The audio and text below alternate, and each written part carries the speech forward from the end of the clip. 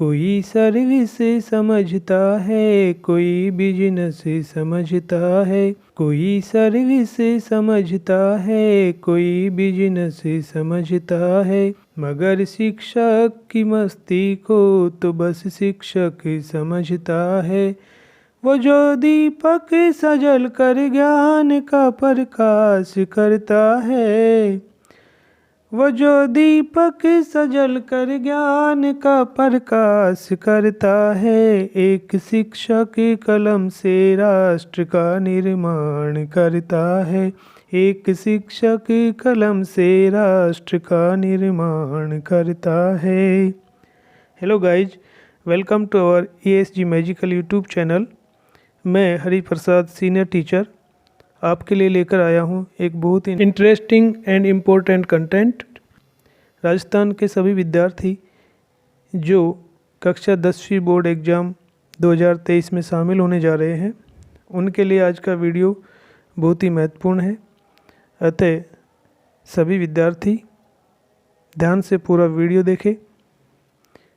Channel नया है तो आप सब भी नए हैं, प्लीज़ चैनल को सब्सक्राइब करें, शेयर करें, लाइक व कमेंट्स करना ना भूलें। और बोर्ड परीक्षा 2023 से संबंधित most important contents, model papers और नोट्स आदि संबंधी नोटिफिकेशंस के लिए बेल आइकन को दबाना ना भूलें। Thanks guys. Now let's start the video. Rajasthan माध्यमिक शिक्षा बोर्ड द्वारा कक्षा 10 के इंग्लिश पेपर को 4 सेक्शंस ABCD में डिवाइड किया गया है। आज का हमारा जो कंटेंट है वो पेपर के पार्ट B से रिलेटेड है। आपकी टेक्स्ट बुक फर्स्ट फ्लाइट में पोइट्री में से 2-2 नंबर के 4 प्रश्न पूछे जाएंगे, जिनका उत्तर देना बहुत सरल और आसान होता है। कमज़ोर से कमज़ोर स्टूडेंट भी 8 नंबर के प्रश्नों का उत्तर आसानी से दे करके ये 8 नंबर प्राप्त कर सकते हैं। इसी बात को ध्यान में रखते हुए हमने कंटेंट्स की शुरुआत पोइट्री से की है, तो सभी बच्चे ध्यान से वीडियो को सुनते हुए और देखते हुए अंत तक पूरी कविता को समझें। आज की कविता है डस्ट ऑफ स्नो, जिसके लेखक है mister Robert first. Mister Robert first was the well known poet of his time. बहुत ही प्रसिद्ध कवि हुए हैं अंग्रेजी साहित्य में, और इन्होंने बहुत ही शॉर्ट एंड स्वीट पोइम्स की रचनाएं की है।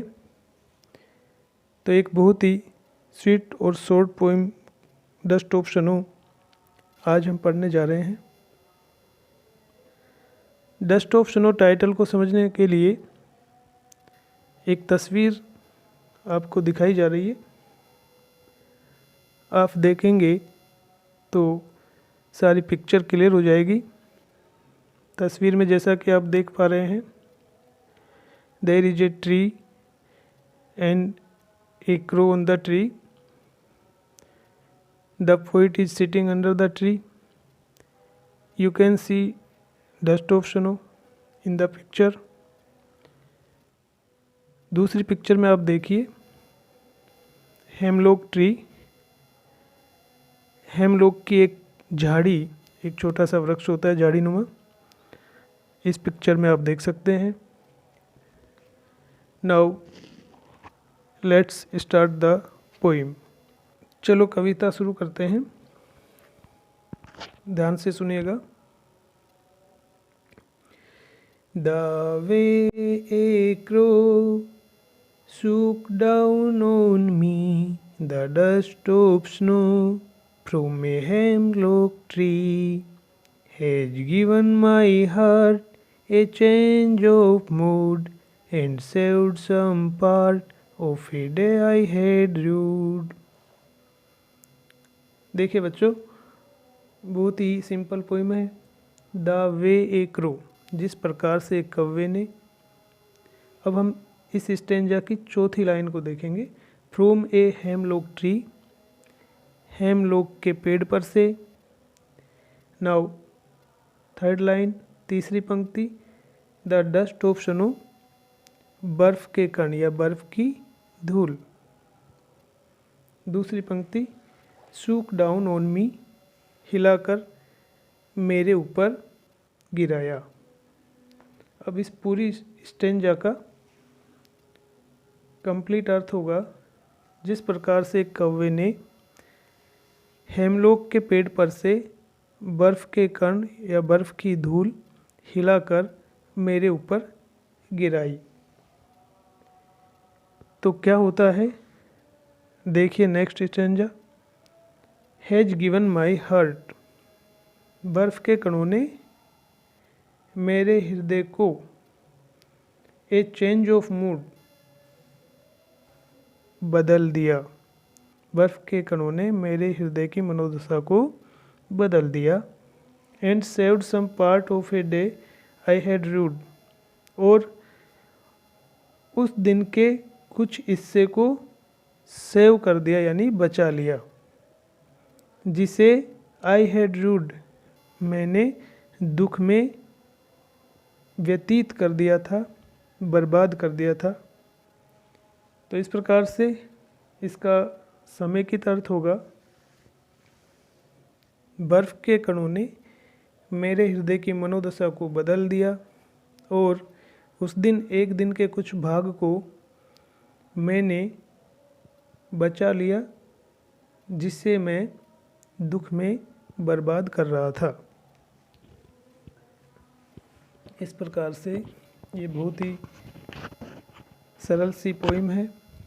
तो इस प्रकार से अपनी कविता के माध्यम से कवि रॉबर्ट फर्स्ट हमें ये संदेश देता है कि जीवन में छोटी छोटी चीज़ें, छोटी छोटी घटनाएं बड़े बदलाव ला देती है और हमारा जीवन पूरी तरह से बदल जाता है।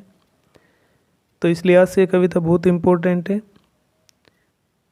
और इंग्लिश में अगर हम समरी के तौर पर देखें तो हम ये कह सकते हैं as a summary, after reading this poem we can say that a moment that seems simple but has a larger significance or importance means some very little things or incidents may bring very big changes in our life। यानी छोटी छोटी चीज़ें, छोटी छोटी घटनाएं हमारे जीवन में बड़े बदलाव लाने वाली होती है। तो ये थी हमारी पहली कविता डस्ट ऑफ स्नो। परीक्षा में हमें एक स्टेंजा के साथ 2 प्रश्न दिए जाते हैं। दोनों प्रश्नों के उत्तर हमें स्टेंजा को पढ़ करके लिखने होते हैं, जो बहुत ही सरल काम है। जिस प्रकार से आप पैसेज हल करते हो उसी प्रकार से यहाँ पर आप प्रश्नों के उत्तर दे सकते हो, बड़ा आसान है। जैसे पहली स्टेंजा में से 2 प्रश्न बनते हैं।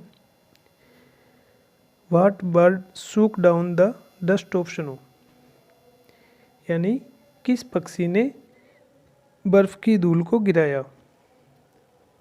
इसका उत्तर होगा a crow shook down the dust of snow, यानी कौवे ने बर्फ़ की धूल को गिराया। दूसरा प्रश्न, what fail over the poet, कवि के ऊपर क्या गिरा। आंसर होगा सम पार्टिकल्स और पीसेज ऑफ स्नो। इसकी जगह हम ये भी लिख सकते हैं dust of snow fail over the poet, यानी बर्फ़ की धूल कवि पर गिरी। इसी प्रकार से दूसरी स्टेंजा में से भी हम 2 प्रश्न देखते हैं। Question number 1, what has given a change of mood according to the poet, यानी कवि के अनुसार किसने उसकी मनोदशा को बदल दिया। इसका उत्तर होगा the dust of snow has given a change of mood, यानी बर्फ़ की धूल ने, बर्फ़ के कणों ने कवि की मनोदशा को बदल दिया। सेकंड प्रश्न, how did the poet save some part of a day, यानी कवि ने अपने दिन का हिस्सा कैसे बचाया। इसका उत्तर होगा after getting a change of mood the poet saved some part of a day, यानी मन की दशा बदलने के पश्चात कवि ने अपना दिन का बचा हुआ हिस्सा या शेष हिस्सा बचाया।